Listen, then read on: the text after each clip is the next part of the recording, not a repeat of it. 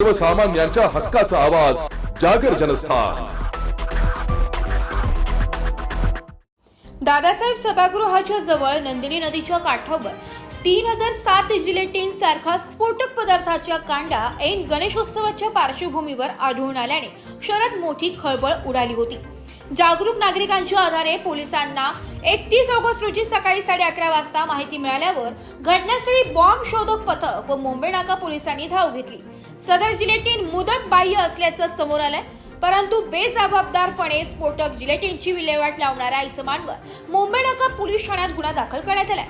आज दिनांक 1 सप्टेंबर रोजी संध्याकाळी 5:30 वाजता मुंबई नाका येथे झालेल्या पत्रकार परिषदेत मिळालेल्या माहितीनुसार अवघ्या काही तासातच परिसरातील सीसीटीव्ही कॅमेऱ्याच्या आधारे मुंबई नाका पोलिसांनी तिघांना छोट्या हत्ती वाहनासह ताब्यात घेतलंय। या प्रकरणी भंगार व्यावसायिक जाकीर हनीफ अत्तार व रिहान शेख या दोघांना पोलिसांनी ताब्यात घेऊन चौकशी केली असता कसारा जिल्हा ठाणे येथील फॅक्टरीतून भंगार माल म्हणून जाकीर अत्तार याने विकत घेतल्याची कबुली दिली। त्यानंतर निष्काळजीपणाने नंदिनी नदी काठाच्या किनारी टाकून दिले। या प्रकरणी सखोल तपास सुरू असून या प्रकरणी पोलीस उपायुक्त मोनिका राऊत यांनी प्रसार माध्यमांना सविस्तर माहिती दिली आहे। या ठिकाणी नंदिनी नदीच्या काठावरती काही जिलेटिन सारखे दिसणारे स्फोटक पदार्थ निष्काळजीपणे टाकल्याची घटना घडली होती।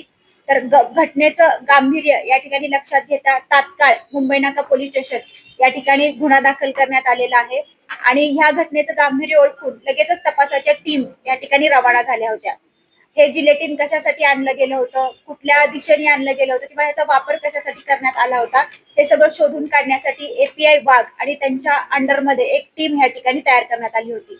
ह्याच्यात सर्वात मोठा फायदा जे नाशिक सिटी पोलिसांनी सीएसआर फंडामधून जे सीसीटीव्ही बसवण्यात आलेले आहेत, पूर्ण नाशिक शहरामध्ये ते सीसीटीव्ही बसवण्यात आलेले आहेत।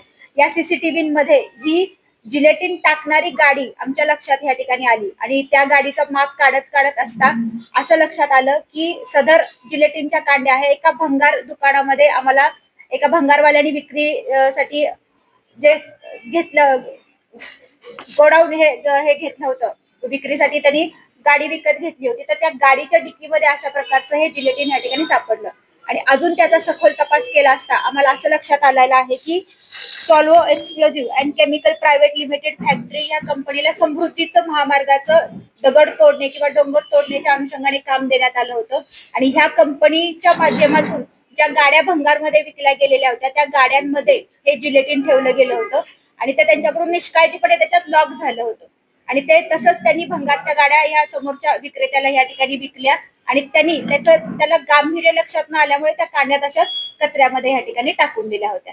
तर या गुन्ह्यामध्ये रिहान शेख, जकीर अख्तार आणि Solvo explosion chemical private limited फॅक्टरीचे अशोक कर्डक अशा तिघांनाही या ठिकाणी आरोपी करण्यात आलेला आहे। तिन्ही आरोपी ताब्यामध्ये आहेत। सदर पुढचा तपास हा मुंबई नाका पोलीस स्टेशन मार्फत सुरू आहे। सदर घटनेमध्ये कुठल्याही प्रकारचा घातपाताचा प्रकार हा लक्षात आलेला नाहीये। तपास मुंबई नाका पोलीस स्टेशन मार्फत अजून सुरू आहे। ह्यांना वेगवेगळ्या ठिकाणाहून ताब्यात घेतलेले आहे। ज्या जिलेटिनच्या कांड्या होत्या त्या पूर्णपणे एक्सपायर झाल्या होत्या का त्यात काही हो, एकूण 3008 जिलेटिनच्या कांड्या सापडल्या होत्या आणि सगळ्या कांड्या एक्सपायर झालेल्या आहेत। ड्रायव्हर ज्यांनी ते हे केलं नाही, ह्याद्वारे मी भंगार व्यावसायिकांना आवाहन करण्यापेक्षा नाशिक आयुक्तालयामार्फत वेगवेगळ्या प्रसंगी आणि वेगवेगळ्या ठिकाणी आम्ही यांचं दुकानांचे चेकिंग करणे किंवा बंद गोडाऊन चेकिंग करणे याचं काम आमचं नियमितपणे चालू राहतं आणि त्या बाबतीत आम्ही सतर्कतेने काम करत आहोत। जागरणस्थानसाठी संदीप नवसे, नाशिक।